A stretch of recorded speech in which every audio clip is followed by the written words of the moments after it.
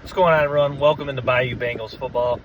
So let's talk LSU. So LSU, if you followed some of the betting trends lately, Jane Daniels is second in the Heisman voting right now.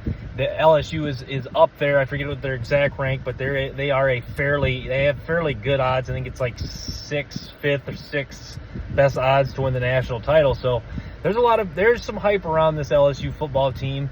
Going to get Mason Smith back fully healthy.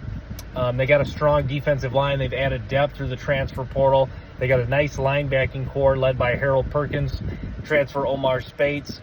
The secondary will be interesting. I think Javen Toviano is an interesting guy to keep an eye on. I think he'll be a freshman that can make an impact. Zy Alexander, a transfer from southeastern Louisiana, certainly a guy to watch. He was a guy playing in the spring game. Like I touched on in prior episodes, he looked like he belonged in the spring game. It wasn't just out there, getting burnt every other play or missing tackle. He was out there in coverage, looking, the movement skills on full display, looking like he belongs and he can compete at SEC level Division I football. As for the running backs, they have depth at running back for LSU.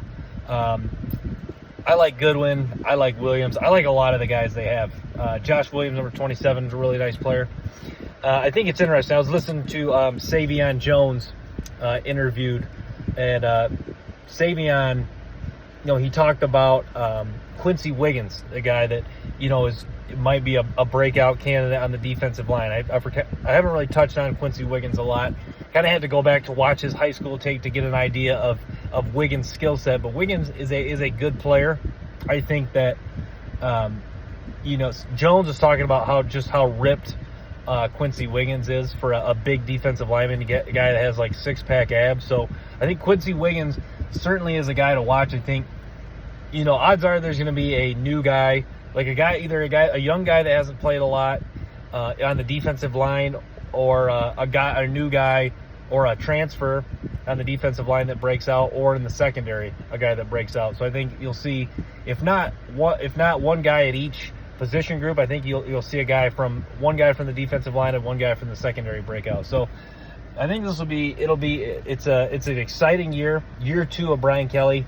Year 2 historically is where not as much recently, but year 2 historically is when coaches can do some big things. So